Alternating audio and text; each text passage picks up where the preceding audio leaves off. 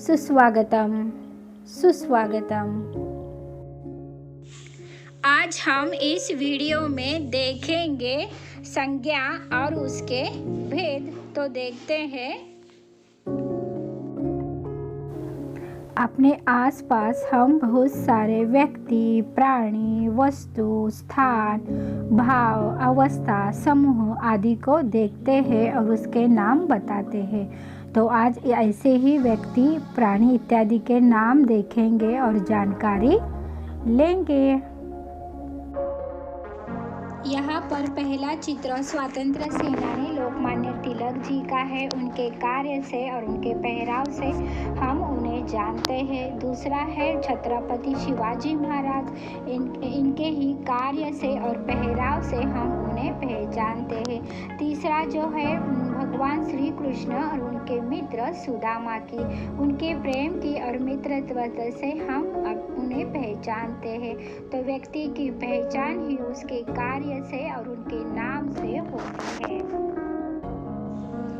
दूसरी तस्वीर पंछी और प्राणियों के है। यहाँ पर आकाश में उड़ने वाले पंछी से लेकर जमीन के अंदर तक रहने वाले प्राणियों की है। यहाँ पर हर तरह के प्राणी दिखाई देते हैं। वे रहते अलग अलग है लेकिन नाम से ही पहचाने जाते हैं, जैसे कुत्ता, बिल्ली, सांप, गाय इत्यादि।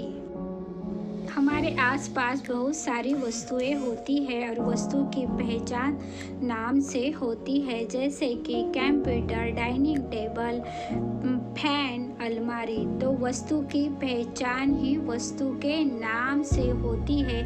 यहाँ पर नाम महत्वपूर्ण है। चित्र में gateway of India, Taj Mahal, Delhi किला ये दिखाई दे रहे हैं। लेकिन ये जहाँ पर है, जैसे कि गेटवे ऑफ इंडिया मुंबई में है, ताजमहल आगरा में है, लाल किला दिल्ली में है, तो उसी स्थान की वजह से ये जाने जाते हैं। स्थान के नाम से ही उनका नाम लिया जाता है। शिशु अवस्था, किशोर अवस्था, वृद्ध अवस्था ये अवस्था के रूप है। इसमें शिशु अवस्था में हम बालक के रूप में होते हैं तो बालक कहकर हमें बुलाते हैं। किशोर अवस्था में हमें मनकी सुनते हैं, मनकी करते हैं तो हमें कुमार कहकर बुलाया जाता है। बुढ़ापे में हम बूढ़ा कहकर ही पुकारा जाता है। इसी अवस्था में जो अलग अलग रूप दिखाई हमारे होते हैं उसी नाम से हमें बुलाया जाता है। मन को दर्शाने वाले भाव को हम भाव कहते हैं, जैसे कि आनंद हो, दुख हो, सुख हो, हंसी हो, खुशी हो इत्यादि। जैसे अगर हम मीठा खाते हैं तो अपने मुख पर मीठा भाव ही आ जाता है। वैसे ही अगर हम तीखा खाते हैं तो हमारा मुख भी तीखा हो जाता है। इसी तरह हम मन को भाव दर्शाते हैं। समूह या समुदाय, जिस तरह से स्कूल में हम इकट्ठा होकर पढ़ते हैं, गांव के मेले में इकट्ठा जाते हैं, और उसी तरह से अगर कई सभा हो, सम्मेलन हो तो उसी तरह से हम एकत्रित होते हैं। उसे हम समूह या समुदाय कह सकते हैं। इस तरह से हम संज्ञा की परिभाषा करते हैं। इस संसार में प्रत्येक व्यक्ति, प्राणी, वस्तु, जाति, स्थान, भाव, अवस्था, समूह आदि के नाम को हम संज्ञा कहते हैं। संज्ञा का ही दूसरा अर्थ नाम है। संज्ञा के भेद: 1 व्यक्तिवाचक संज्ञा, 2 जातिवाचक संज्ञा, 3 भाववाचक संज्ञा, 4 द्रव्यवाचक संज्ञा। समूहवाचक संज्ञा को ही पदार्थवाचक संज्ञा कहते हैं। 5वां समूहवाचक संज्ञा। यही 5 संज्ञा के भेद है। व्यक्तिवाचक संज्ञा: तो देखो यहाँ पर नर्मदा प्रसिद्ध नदी है, ताजमहल यमुना नदी के किनारे है। 3 प्रेमचंद्र ने गोदान नामक उपन्यास लिखा। यहाँ पर पहले और दूसरे वाक्य में नर्मदा और यमुना एक विशेष नदी का नाम है। दूसरे वाक्य में ताजमहल एक विशेष इमारत या विशेष वास्तु का नाम है। तीसरे वाक्य में प्रेमचंद्र एक विशेष व्यक्ति का नाम है। गोदान एक विशेष पुस्तक का नाम है। यहाँ पर व्यक्तिवाचक संज्ञा में विशेष व्यक्ति, विशेष स्थान, विशेष वस्तु का बोध होता है, इसीलिए किसी एक का ही बोध यहाँ पर होता है। तो यहाँ पर परिभाषा इस तरह से होती है, जिस संज्ञा से किसी विशेष व्यक्ति, विशेष स्थान या विशेष वास्तु का बोध होता है, उसे हम व्यक्तिवाचक संज्ञा कहते हैं। तो इसके उदाहरण इस प्रकार देखो, पंडित नेहरू, हिमालय, होली, दिवाली, पुणे। यहाँ पर पंडित नेहरू एक विशेष व्यक्ति का नाम है, इसीलिए ये व्यक्तिवाचक संज्ञा है। जातिवाचक संज्ञा। 1 तोता पेड़ पर बैठा है। 2 वह भला आदमी है। 3 नदी पर्वत से निकलती है। इन वाक्यों में रेखांकित शब्द तोता, पेड़, आदमी, नदी, पर्वत यह संज्ञा है। इन संज्ञाओं में से प्रत्येक संज्ञा से किसी एक का बोध नहीं होता, बल्कि संपूर्ण जाति का बोध होता है।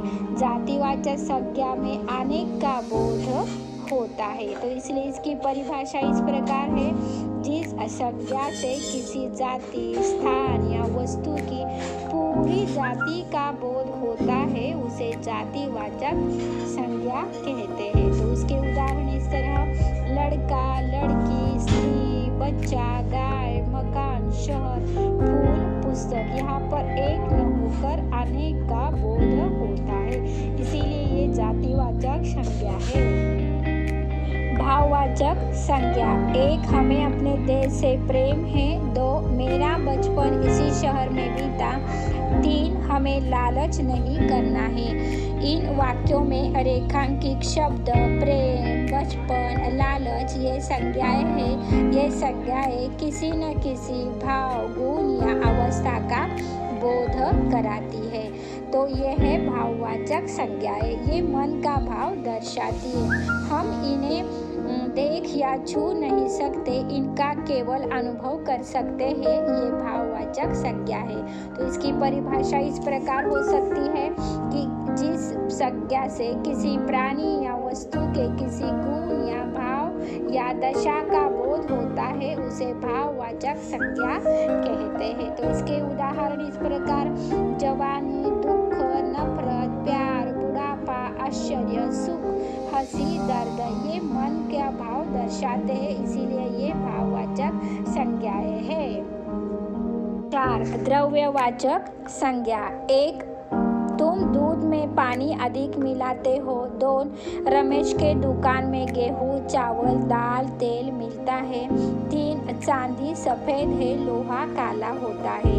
इन रेखांकित वाक्यों में दूध, पानी, गेहूं, चावल, दाल, तेल, चांदी, लोहा ये रेखांकित शब्द संज्ञाएं हैं। इनमें प्रत्येक संज्ञा किसी न किसी द्रव्य का बोध कराती है, इसीलिए ये द्रव्यवाचक संज्ञा है। तो इसकी परिभाषा इस प्रकार, जिस संज्ञा से किसी द्रव्य का बोध होता है, उसे द्रव्यवाचक संज्ञा कहते हैं।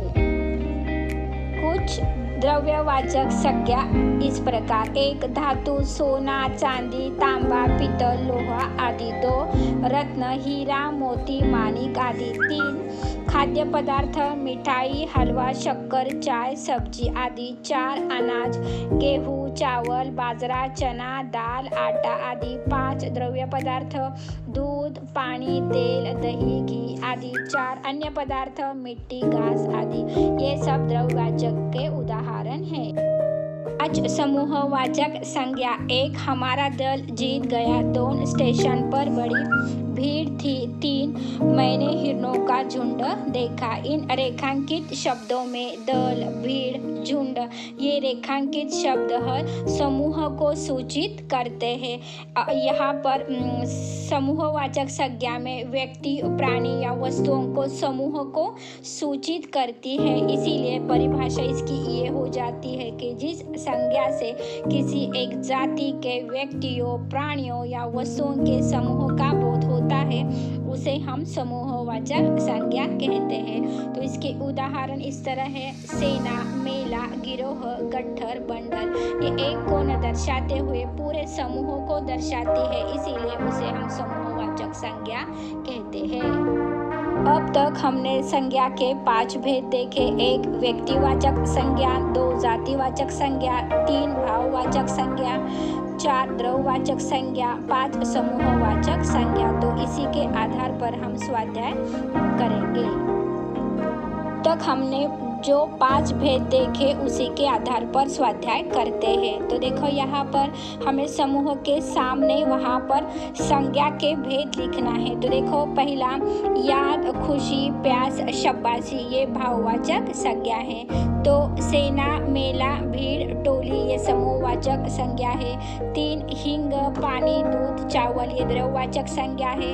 4 नदी, लड़का, सड़क, पक्षी ये जातिवाचक संज्ञा है। तो इसी तरह से हम संज्ञा सीख गए हैं। तो आप सभी का धन्यवाद। वीडियो पूरा देखें।